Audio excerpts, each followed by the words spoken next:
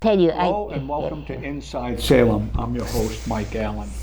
On this show, we try to go behind the headlines and examine some of the issues in Salem in a little more in-depth way and in a little more up-to-date way.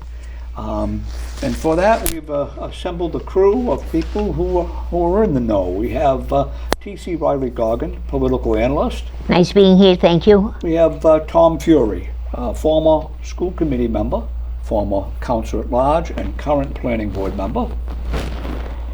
Thank you. And we have attorney Jim Fleming, former Ward 6 councilor and former school committee member and original panel member of this show, which is Good to be here, Mike. for over 25 years. Amazing.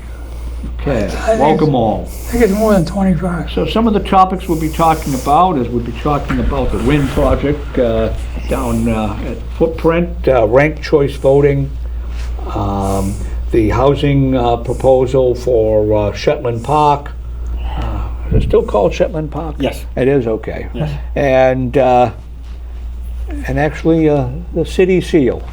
We'll talk about that as well as some other subjects. But before we get into this, maybe a little bit of an update on any update on the corner bridge in Boston. Looks like they've got their parking lot. And the big Tonka trucks are going full steam ahead, and the piles of dirt are getting down, and they're paving all over the place, giving the outline of the buildings that we eventually go in to that complex there. Yeah. So I think it's on the slow, fast track, as we would say. Yeah. Slow, but fast track. And what is it going to be?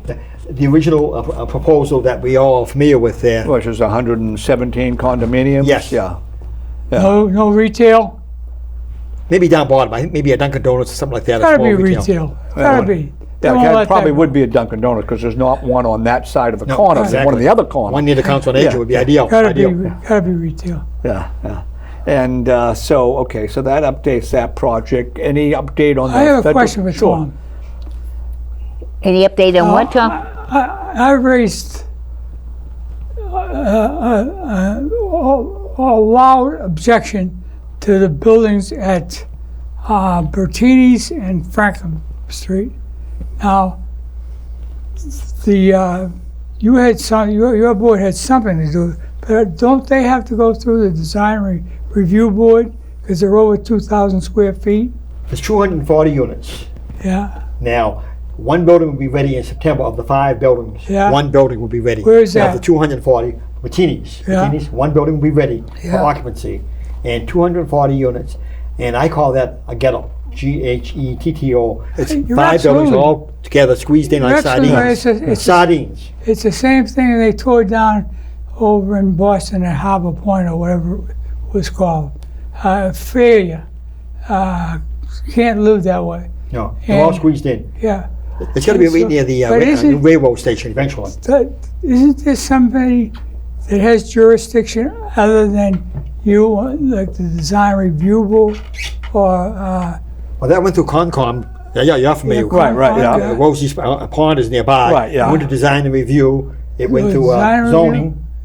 It went through planning. Went through all the steps. Yeah. Jim, all the steps. And it finally passed. I was a sole vote against it because I think it was a disaster. And how can that go? You were absolutely right with that vote. How can that go for 3 or 4 reviews? Because they're crap. Absolute crap. No attempt even to match the architecture of Salem with, I don't mean you have to be historically correct, but something along the lines of what we already have. And they can't do that. And you would have fought it when you were on conservation. 5 boards. Well, actually, again, when I was on there, a lot of times the neighbors would bring in projects, when a project was before us, they would actually come in a lot of times with, trying to hold it up. But it wasn't stuff that really was under the purview of the Conservation Commission. I mean, the classic one was when they were building the dorm at Central Campus at Salem State College at the time, and a Central Campus at the time. There was just a lot of people that came in and they didn't want it built there in the neighborhood, and they tried to use the Conservation Commission. But as far as the Conservation Wasn't Commission, wetland. it wasn't in violation of anything. It was near the ocean, so they had to come in, and as long as they were putting up the proper safety, the precautions so that the resource area doesn't get contaminated, that was pretty much it. But because it was a state project, it didn't need to go before the planning board and the design review board and things like that. But so there's a lot of things. So the thing is this, and I don't know how close it is to Rosie's Pond. Very close. Yeah, very close. But as long as it depends on what it looks part of like the now property. and all that. Yeah. Part of the property, Rose's Pond. Rosie's Pond almost goes down to the police station. The police station, Oh, really? all the electrical equipment in our police station is being moved up to the 3rd floor because of flooding. Huh. Thousands of dollars being spent moving all that electrical equipment from Yeah. the cellar to the 3rd floor, 2nd floor, and the DPW needs to be either torn down or brand new DPW on Jefferson Avenue because that's all part of Rosie's Pond. A flat, Wetland. we could flood in with a. So it was Hurricane filled in at Sandy. one point in time, Rosie's Pond? Yes, all part of it. Yeah. It goes almost to McDonald's. McDonald's. But the and other Salem State thing, College. too, the other thing I've talked to you, Tom, about the fact that we are going to have such a traffic jam of the Bertini property with those 4.5 acres that they had used, as opposed to 15 because of the water, to come out onto Loring Avenue where there's problems with that traffic light now. God help the people on both ends. You could see But what they're going to have. I just want to bring something to the audience here. Okay, we talk about Rosie's Pond and we talk about the Bertini property. I mean, officially it's not what it's called, but Bertini's restaurant was there for many years, so that's what we know it at. Rosie's Pond is a small pond that's behind that area, but the property we're talking about and the housing units we're talking about is basically on the corner of Canal Street and Jefferson Ave, where it meets with Loring Ave. And although the property itself, you can see it from Canal Street, it really goes up against Jefferson Ave as well. And so it's a massive project. But the other thing too is also if the people take a ride to see this piece of property in Upper Canal Street, they will look at what I consider, like we've said here, Jim said, everyone has said, they have not stayed with the architecture of the city. They have put up really and truly ugly building with the type of windows that I don't even understand, because they expect families to live here, to live there. It reminds me of a guy that just put through one big ugly bill. Yeah, well, to me, they have so You many, get a lot of windows. You get that? I agree. Yep. So the thing here is that they in this building and the Bertini's building is that they basically I gotta believe it's predominantly low income. Yes, 240 units. Yeah, Amazing. and they just We need made them. it as cheaply and crammed in there as possible. Almost like a ghetto. Yeah. Two squeezed in like sardines. Too bad. Yeah. What passed the other night at the planning board too was the Marriott Hotel passed on Canal Street. Okay. It got out of the planning board, unanimous vote. And I raised the question, lo and behold, on WBZ Radio recently, on the radio, we grew up with WBZ Radio, it came up with a report saying, Worcester Polytech Institute in Worcester, Massachusetts, a beautiful private college, good reputation, opens a lot of doors for young people. They bought 2 hotels in Worcester. The 2 hotels we're talking about in Salem, the Marriott and the other hotel on Marriott Plaza. They bought 2 hotels in Worcester. To use for dorms, you mean? Dorms. Eventually. Dorms. So this year they decided the 2 hotels that are now going to be in Salem, the big one and the Marriott Hotel on Canal Street, they decided to keep them as hotels. So I raised the question to the owners, the developers of the Marriott Hotel on Canal Street. 6 floors, 132 units on Canal Street, a Marriott Hotel. And I said to them, how can you make a bet that they're coming into Salem that you're going to have a long-range forecast? Salem State could never buy those 2 hotels, like Worcester Polytech bought them out. Yeah. And they gave us a glorious report, the developers of Marriott in this hotel in Raleigh Plaza. They said, oh yeah, we've got full occupancy during the 80% occupancy on the hotel in Raleigh Plaza. We expect even better occupancy on the Marriott Hotel, 132 units there. So they're gung-ho, bullish, very positive about the Hotel Marriott on Canal Street at the Big Fred's Restaurant, Sammy's Roast Beef. Yeah. How does that sit on that site? That's a very small site.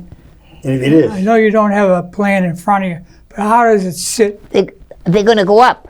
They're not 6 going to stories. expand. They're going up. And again, How many stories? 6. Six.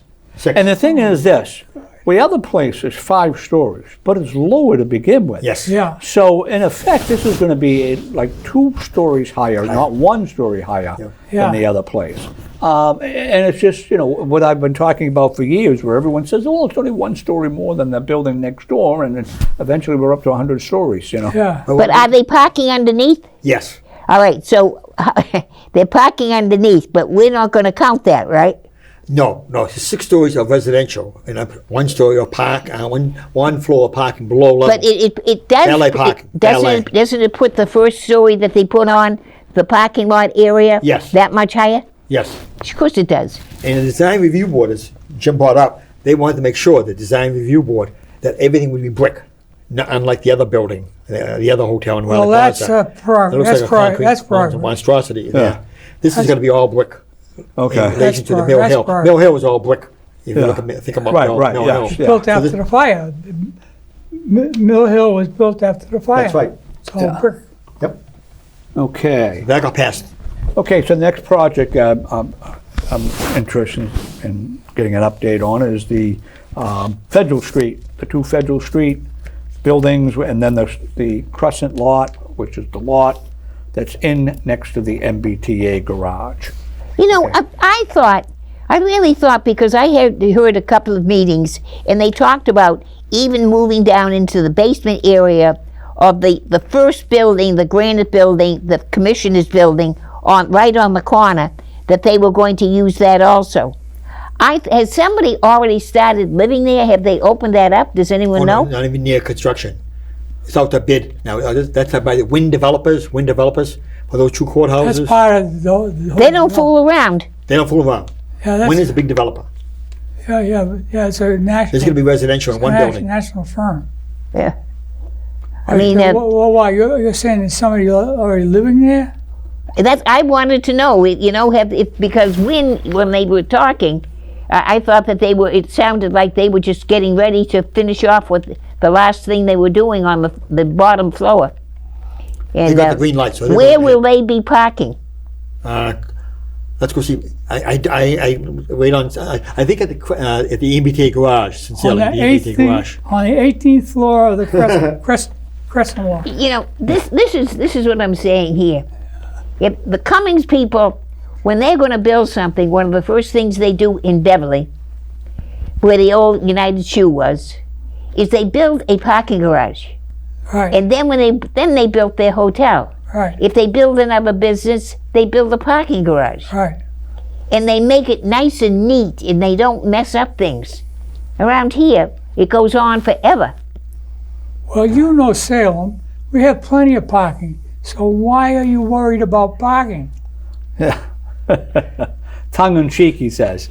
Well, even in Shetland Park, this has got to be an 8-year process for Shetland Park. 8 years? 8-year process. Okay, yeah. 'cause They've that's already the done next one 5 on years my list. already with the COVID virus. They met all types of meetings during the COVID virus for Shetland Park, this new developer called Prime Developers. Right. They're a $1 billion corporation, but they're so inexperienced. They don't have any hands-on experience for a development like Salem. So overwhelming in Salem, the old Shetland Park, Pequot Mills. Right, My mother right. worked there as a young teenager at the old Pequot Mills.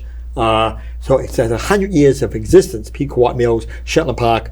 It's all asphalt, it's no trees, it's all concrete jungle. Right. And this new Prime wants to tear down a lot of that buildings and build 1,200 units of apartments. Yeah. Apartments. That's 240 for ridiculous. low income. Yeah, but the only thing is, you're saying not experienced. There are big construction people coming out of upstate New York, High end. and they started in 2020. That's when they started this project, and it's been going for 5 years, almost 5 years right now.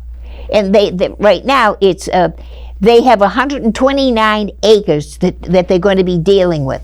And of the 129 acres, they've already promised that the city of Salem is going to have 9 acres that they're going to put right there for the citizens of Salem, a recreational place with everything available to make it a nice welcoming place for the citizens of Salem. Not just down there. They also have surrounding Shetland Park, they have a wrought iron fence that a lot of people kind of don't even notice it anymore. I really want to know this wrought iron fence. I wonder if they have measured it, and would any portions of it, because it's 129 acres, any measures of it be able to be used on the Salem Common? It's all coming down. All that. I know it's coming down, but I'm So in other saying words, they're you're not saying going if to throw we can- wrought iron If away. we can, Can a scrap go over to the yeah. surplus of Recycle, huh? surplus? But no, I'm just saying, could they So the possibly? site is 129 acres, the Shetland site? Yeah, it's Yes. good size. Wow, There's I didn't realize 118 it was- businesses. 118 businesses, small and big businesses in there. It's a million Marvelous square success. feet. You got the Marvelous success. yes, Marvelous. a new charter school. There'll be a new Yeah. charter school. Oh, the brand new charter school, Brand yeah, definitely. New gym. I want to Good, know the one high thing. school. They just built a brand new gym there about 3 years ago, right down Yes. there on the street. Are they going to incorporate that They'll be into? torn down. There'll be a brand new charter school and a brand new gym within the complex, Right, right near the yacht club. Yep. right. Yes, it was amazing. But again, the project is too large. Yeah, I mean, Large. again, I mean, traffic in Salem is tough, very I tough, just went through brutal it. at I went certain through times it of the coming year. Here And just to add, I mean, if you have, I don't care how much public transportation you have, you're going to have 500 more cars. I mean, theoretically, they should be making 1,800 parking spaces, which means 1,800 cars. But even if you get a third of that the number of cars, it's just way too congested. The this is city a of Salem Wednesday is way too at congested. 3:30, or 3:15, coming down 114 North Street, absolutely bumper Yeah. to bumper, and For an hour and a half. right, and one accident, someone pulling out of what I would call a Merrick gas station. I don't know what it's called. Yeah. But it's going to be a big deal. Of the 3 rezonings in the city of Salem, 3 new rezonings, the homeless shelter being rezoned in that area of St. Mary's of the church and Salem State University, this is the worst one. Okay. This is going to really change the neighborhood. That neighborhood, the Point, the first French mayor came from there. It's a working class neighborhood. Yeah. Jeanne Levesque came from there, Dow Street. And all that was a working class neighborhood to the Shetland Park and other areas. This is going to destroy that neighborhood, destroy it. Yeah, I mean, it's going to make it. I mean, there's just got to be a limit to the density. Oh, okay, right there. I want to know one thing. Thank you, because I agree with you. When we talk about the density, when something like Shetland Park comes in, then our infrastructure underneath the ground, that where we need all the pipes before we put the buildings up, even in Shetland Park, isn't that part and parcel of part of the duty of the city that you're coming into for They're the gonna put infrastructure? stormwater tanks in because there's a lot of flooding going on. I can remember my neighbor worked at Tri-City Sales there at the Shetland Park, had a storage facility there, Yeah. and they'd have water rats coming in from the overflowing of Derby Wharf. So that's a lot of flooding in that area. It's all asphalt, no trees to absorb that floodwater situation. Yeah. And they're going to rebuild the whole wall around Shetland Park, make it much higher so it won't flood over into the I don't care apartments how as well. high the wall is; it's too dense. It really Yeah, is. that's right. Too That's the key dense. thing. You know, you mean, let's can be mitigate. reasonable. You can mitigate the water. Right. You know, and the high tides and the 100-year storms and all that. Right. You can build walls high enough as that, but you can't make the streets bigger. No. Right. That you can't do. Right. A lot of the streets, like Palmer, Peabody streets, are now going to go straight into Shetland Park. They're going to go from, say, Lafayette Street all the way into Shetland Park, Palmer, Peabody, Yeah, I Harbor, mean, you're gonna. straight I in. mean, these are narrow little streets. Narrow. So what's going to happen is one of two things. One, you're going to have a dangerous situation there with kids playing, in the area, and there's people using the street as cut through, or two, they're going to do away with parking on those streets because it's dangerous to have. You need the streets wider. So I just don't see this density. Again, that on top of the Bertini's thing, on top of the Crescent lot thing. Put the Marriott there. I mean, that's another one right at the start of Canal Street. Yeah. That's another one holding up traffic. Yeah. And I want you to think, recently, Fall River, the fire. And think about the city of Salem, of what's going on with the congestion we're setting up for our people on the fire department to try and get to people, even to save them or even to get to them. Well, they won't be able to get out of the central fire station because of that project across the street. Oh, right. That's a 5-story project. It's a 5-story property. And they won't be able, never mind getting to any of these places, they won't be able to get a truck outside central fire. What they call a bottleneck? Yeah. So Shetland Park, the community health unit there on Shetland Park will move to this new site it's called the Gateway Center. North Shore Bank is there now, and Burger King is there right up the street there. So it's going to be a very congested area. So this Shetland Park is going to be really change the whole neighborhood. When you think 250 units for subsidized housing, low income, that's great. That will go in 2 seconds flat. 1,000 other units, high end. Yeah. Maybe $3,000 for one bedroom, 2 bedroom. They'll have to pay for parking. 2 cars or 3 cars or 4 cars. Yeah. And sometimes these new developments, you have to pay for a pad on top. So it's very expensive. So all that expensive housing on Shetland Park by this new developer, Prime, $1 billion development, billionaires, nationwide, no experience whatsoever. One city council said to me, they have no prior experience dealing with a challenging site like us at Shetland Park. They just want the money. I really would like you to try and explain that to me. What do you mean they have no experience? Who said they didn't have experience? They have no prior experience in a city like Salem with the residential in situation. the city of Salem? They have no idea. They're meeting after meeting after meeting since COVID virus broke out 5 years ago. They've met with the neighborhood. But you're going to change that neighborhood. You and I know that neighborhood will be drastically changed. A lot of the people living in the Point will have to move out because the 1,000 units being built will be high end. And of course, people want to move into the Point section. Those people in the Point section, Mayor Levesque grew up there, first French mayor, they'll move out because the high end, the rents will just increase to that Point neighborhood that nobody could afford living in the Point that we know today, 2025. If that's built in 5 years from now, that whole neighborhood's going to change. Are we saying that Shetland Park is going to bring about a mini, like what happened on Beacon Hill when they decided to take that over, that used to be low-income housing way back? It's got to be our seaport. Some people call the Shetland Park our new seaport of Boston. Okay. But it was a disaster That's in Boston. That's closer than Beacon Hill. Yeah. That's closer. But I'm just saying, I mentioned Beacon Hill because of what is possible. Gentrification. The development seems much closer to the seaport. And Mayor Menino got his new convention center named after him, Mayor Menino. But that turned out to be a disaster, residential. Crown Jewel. It should have been the Patriots Stadium. It should have been, yes. Kraft wanted it, yes. Right. But it could be the Shetland Park could have been like the Cummings Center, as we talk about the Cummings Center. Right. Police station, hotels, apartments, and everything else there. Beautiful buildings, a wide variety of buildings.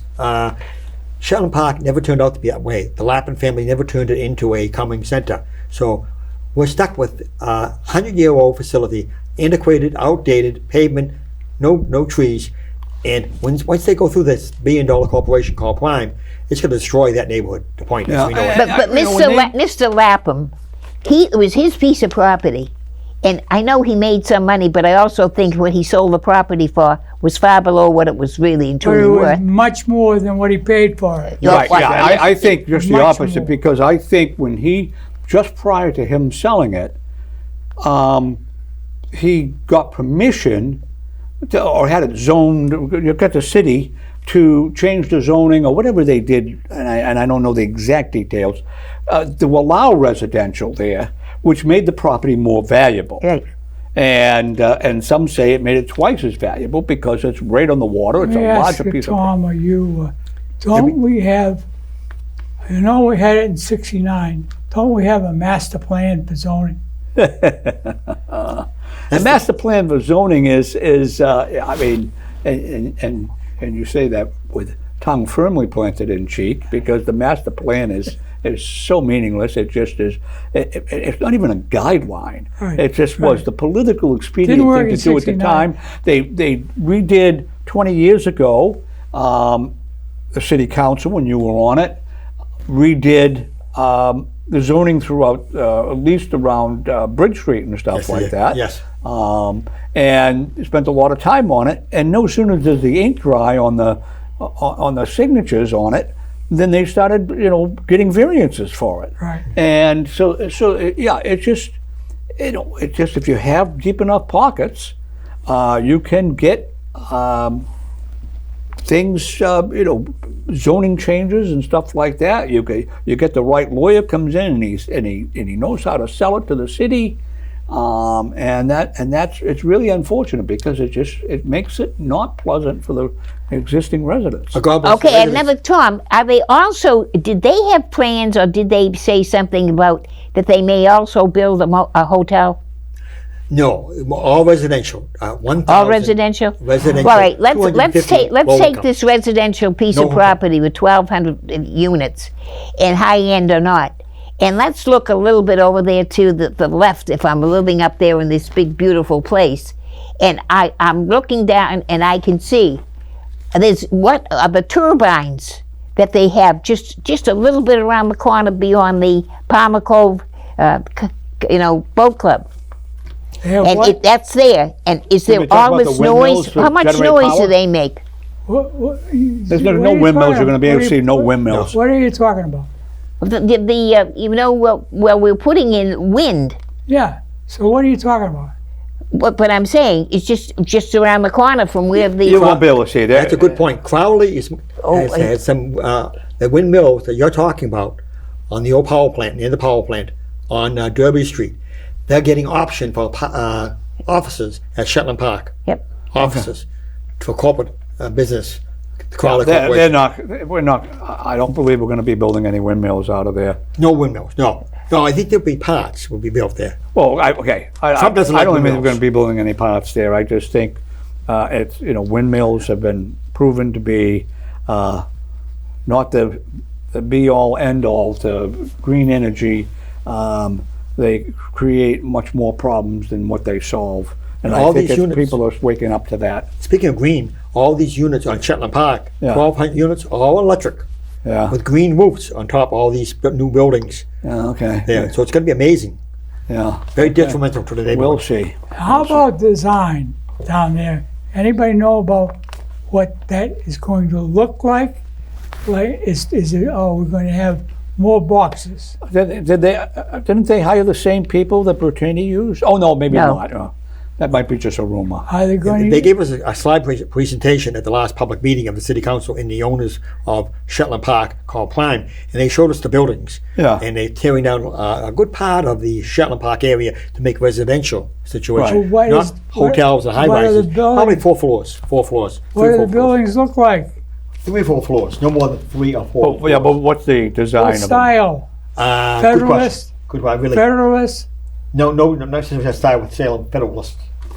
Yeah, but Wind, the construction company, they usually do a nice job. The ones doing the on Federal Street, and they did I Beverly. don't think so. They did. Look at Cabot Street. Rantoul Street. Well, Rantoul. let's okay. Rantoul- Let's look look at at Rantoul Street. It's just a canyon.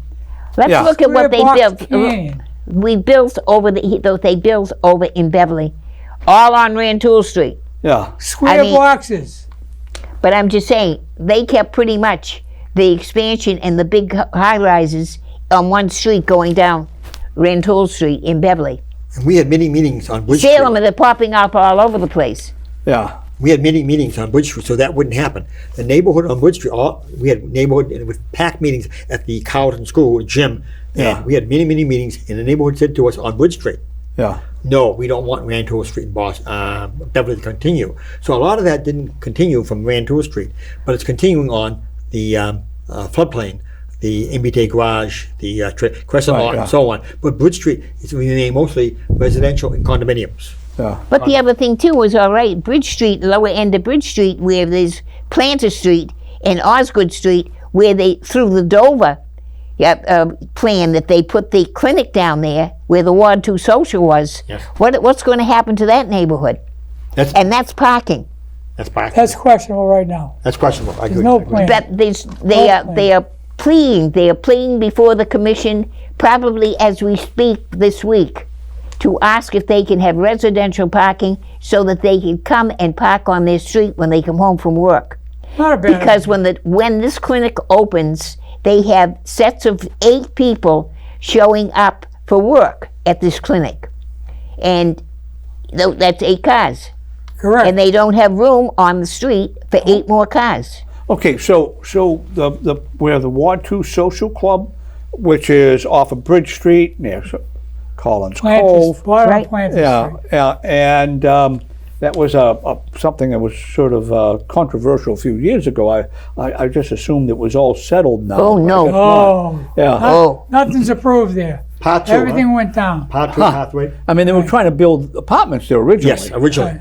And then they gave up on that. It went to a clinic. Yeah, went to Okay, go. now- well, Oh, because the owner of the piece of property, the first thing he did more or less was put up a fence so that the neighbors could not park in the piece of property Right. that they had always parked in. I So that's setting up a bit of friction, right? Right, yeah. And then after that, it was downhill. Right now, he has put this building up, a clinic through the Dover, and that it covers a multitude of sin. Sometimes it's good, and sometimes it isn't. But we know that down there, the neighbors are suffering already from flooding. That area is in a floodplain. Yeah. No So doubt what's about going to it. happen? Okay. I mean, you're talking about there's no place to park. There's no. Right. It's all over the city. Yes, yeah. And again, the way to solve it is to build more housing. Oh, no, it's not. Yeah. The way to solve it is not build more housing. Yeah, Oh, right. wait, it doesn't actually solve it, but it doesn't exacerbate it. And we just keep, and again, okay, fine. On a cold, blustery February day, you can get around town very easily, usually. But, from now to Christmas time, it's like you're waiting at multiple lights, the same light, multiple cycles, because there's so much traffic. It's just, you just crawl along, and this is just going to make it worse. All 4 of us have gone campaigning door to door, meeting people in our careers over the years. Correct. And whenever we're going door to door, how are we going to lower taxes? How are we going to lower taxes?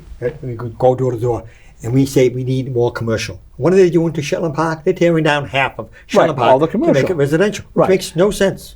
And the reason why commercial, just for the audience out here, the reason why commercial is asked for in that way is that, let's say the residential rate, and I don't know what it is this year, but say $10 per thousand.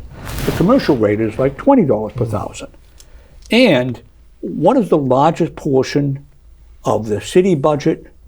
Schools. Do commercial use schools? No, they do not.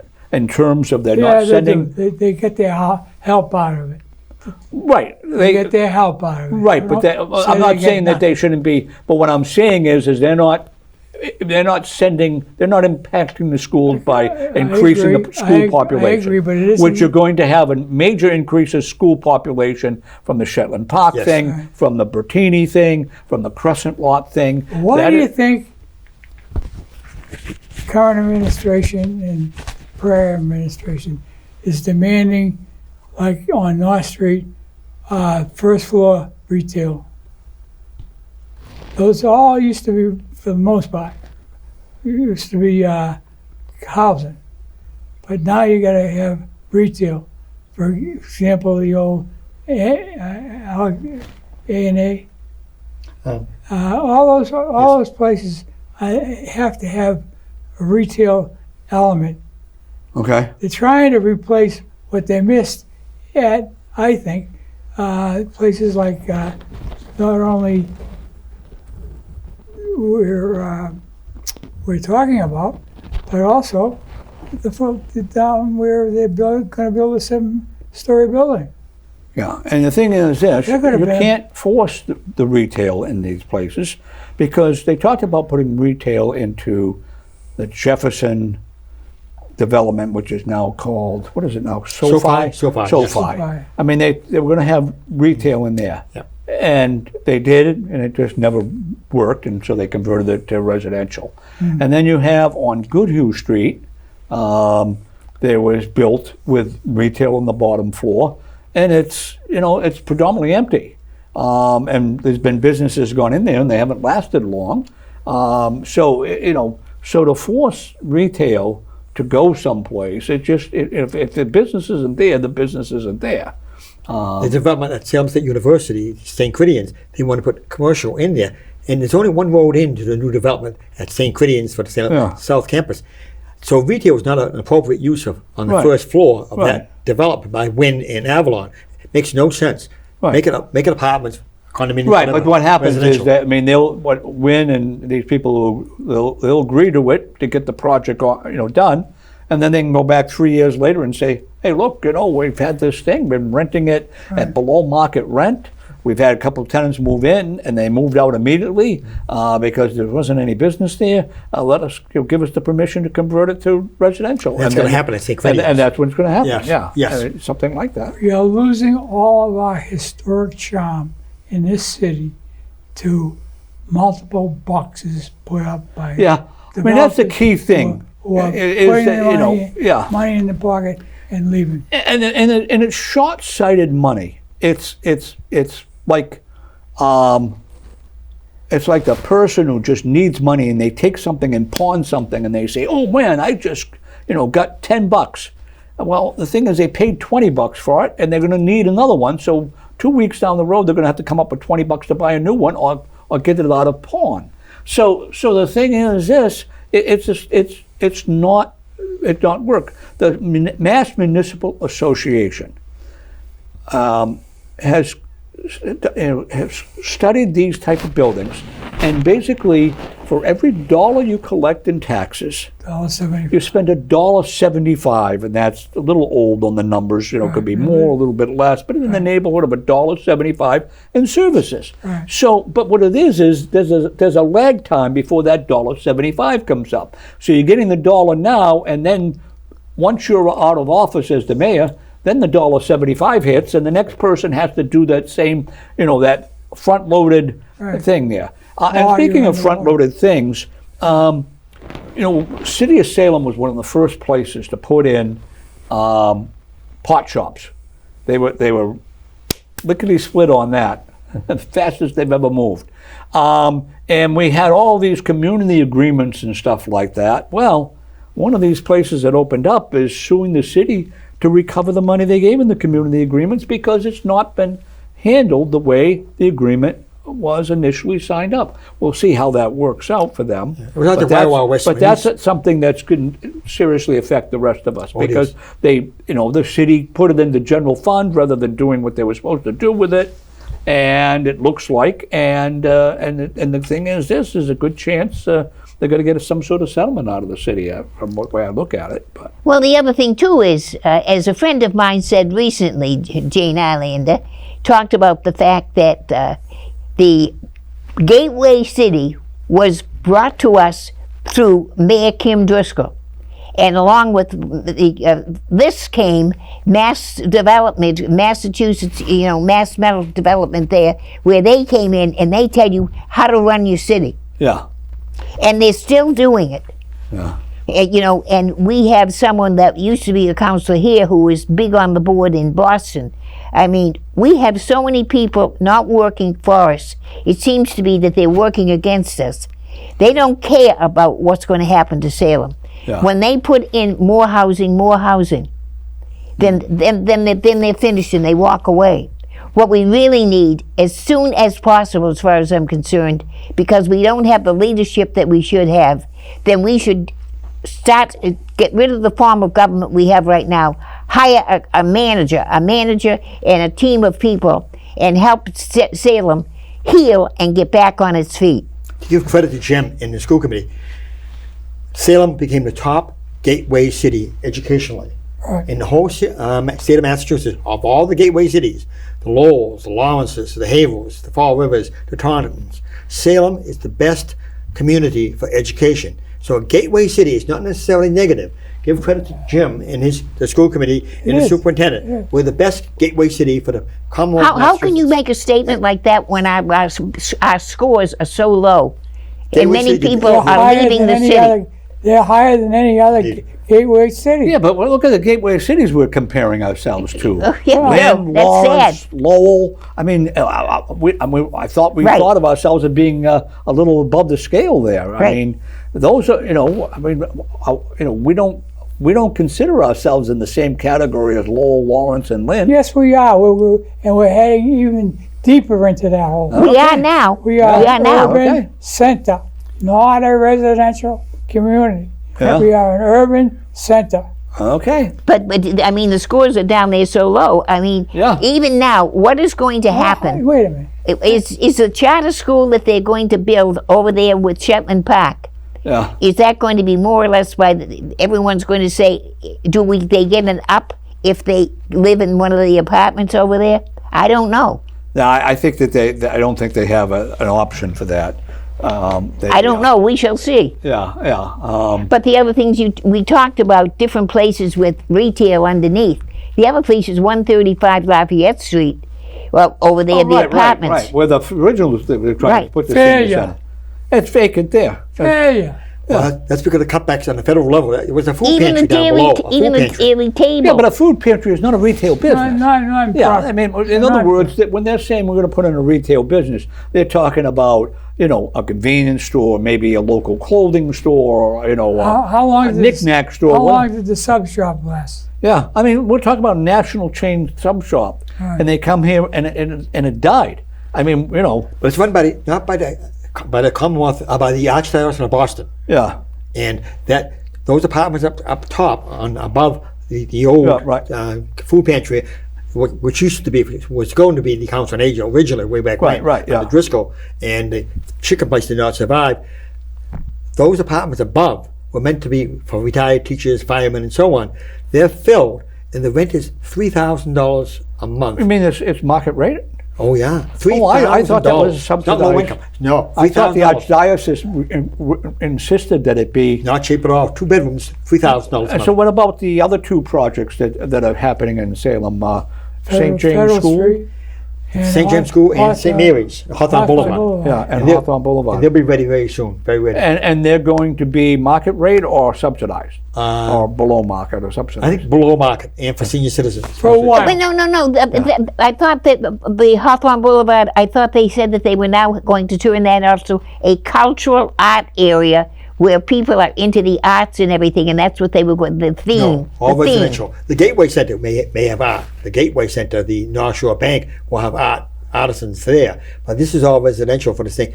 On Hawthorne Boulevard, the Immaculate Conception School, the old St. Mary's, next to the oldest Catholic school in I know where it is. I went to school there. Salem. No, that's all going to be residential, along with St. James. It's residential, but they said they want artists in there to live there. I know it's residential. That whole, I mean, that was a thing. When I first bought the building that I had across the street from City Hall, I had multiple people approach me and say, you should do artist lofts, you should do artist lofts, you should do artist lofts, because it was a big vacant space. And the reality is you can't do artist loft in the state of Massachusetts anymore the way they were done in Boston that they're trying to talk about, where they took a factory and basically all they did was put up some cheap walls. They had common bathrooms and no kitchen facilities or anything like that. And people worked there. They did music there. They did art there, and it was just a cheap flop house in effect. You can't do that anymore. It's not allowed. So you can't do what is a true artist loft. They call them that because they make studio apartments, but they're not really like artist lofts, because artist lofts were basically reclaimed industrial property that was just, not meant for residential use, that people put in and used it for residential use. They turned out to be fire hazards. Oh, right, yeah. I mean, they were, and that was the thing. Packed But them in. that's why you can't do any of that anymore. Right. Yeah. What else we have? But the only thing is like when they say culturally artistic people living, it'd be when they say all people under 50 Yeah.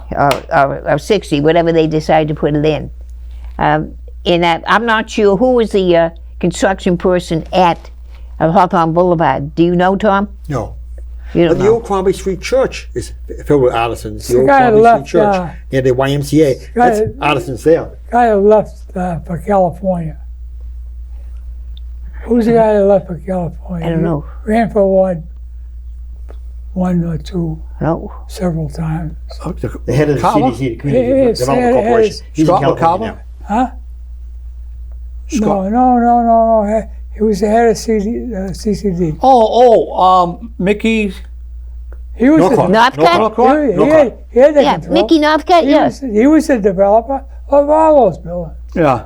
Well, he left, didn't he? He knew when the Yeah, but time who would did get he out. sell out to? But he turned the point around. He turned that whole point around to where it is today. And Shetland Park, the new one, is going to just dominate that, take that over. Yeah. Okay. Let's move on to ranked choice voting. That's Would coming be- up again. Would be the second city in the Commonwealth to do this silly thing. Yeah. We've had it a couple of times and it was defeated soundly. Yeah. If anybody out there is thinking that it's going to be helpful in any way, forget it. It's not helpful, and it's a lousy way to count votes. It lost on the ballot, and the state legislature has no interest at all in doing it. There's going to be a lot of work on the city solicitor, city clerk, and the city solicitor to make it all possible, put it on the ballot. I think it's going to be a disaster. Disaster. Yeah. Agreed. Okay. Yeah, but the whole thing is, they can't even get people to get out and vote with what they have now. Yeah. This isn't going to improve it. No.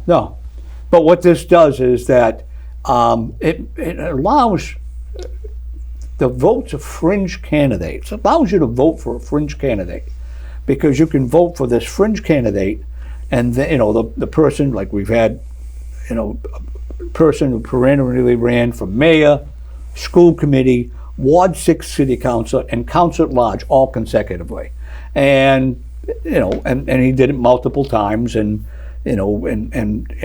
nice enough guy and all that, but he wasn't going to win any of those seats,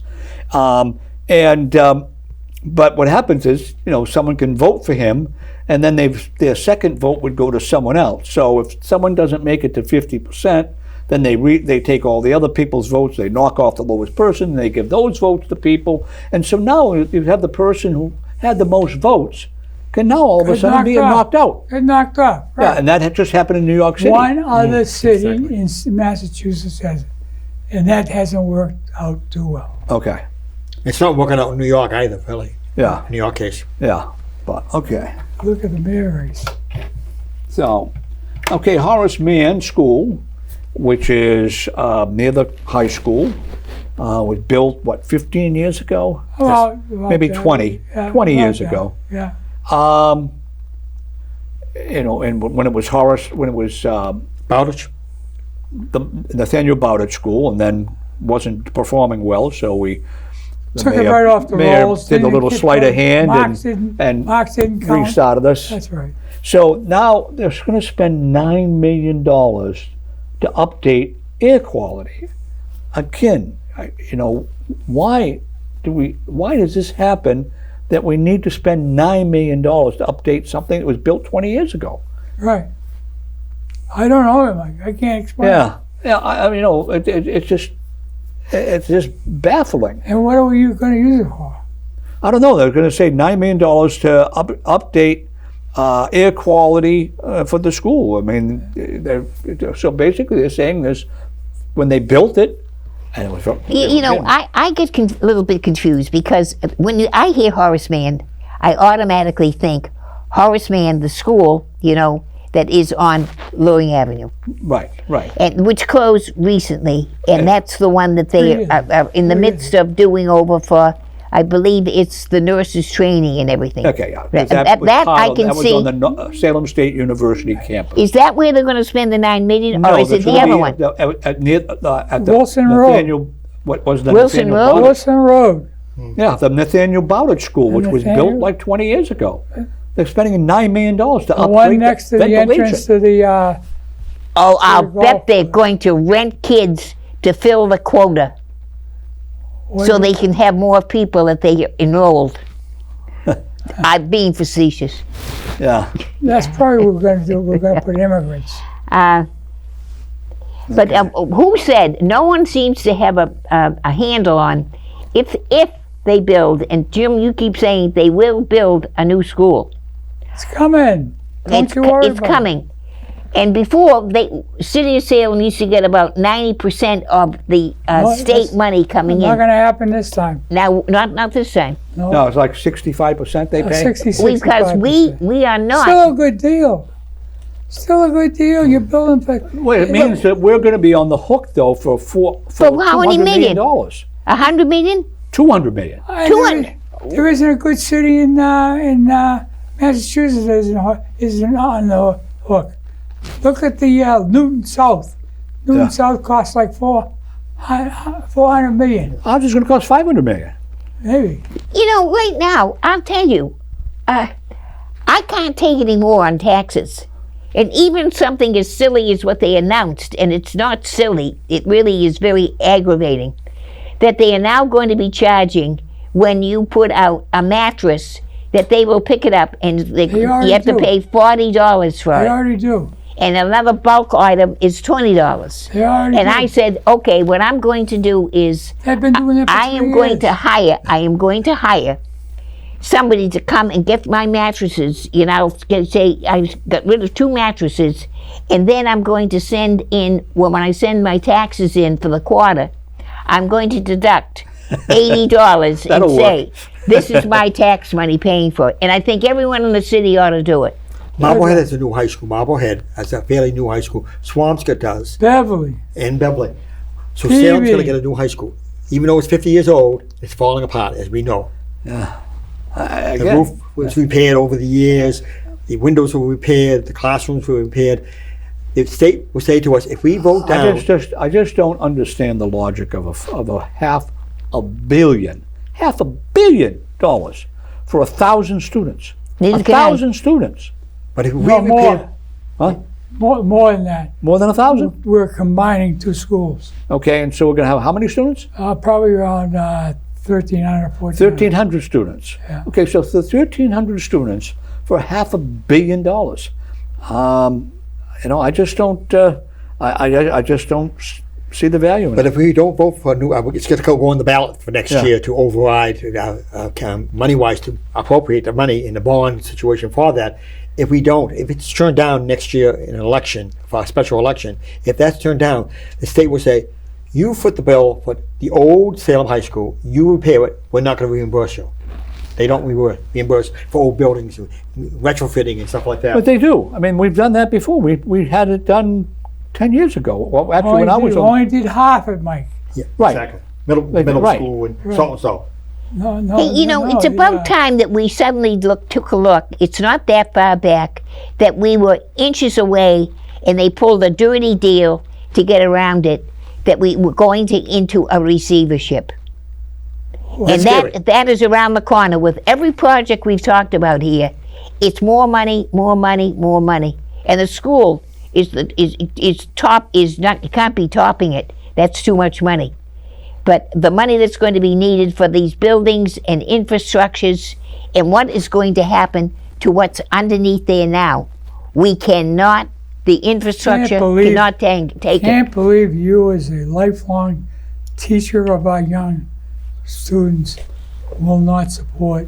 Well, again, I'm Jim, not the against- I'm same not against question the I've school. asked Tom many times about the South Salem MBTA station. What number is the number that we can't go past? What is that number? I don't think it's never been established. And that's the same thing Tom said that you didn't agree with him with when he said that about the South Salem MBTA station.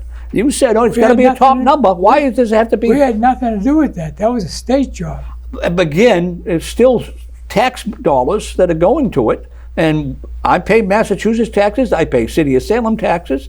So the thing is this: yes, it makes a difference to me when they build not even a parking garage, not even a train station, and it costs $26 million to put a platform there, and they put up a light that says, "Hey, train driver, stop here. You know, Mr. Conductor, this is where you stop." And it's $26 million.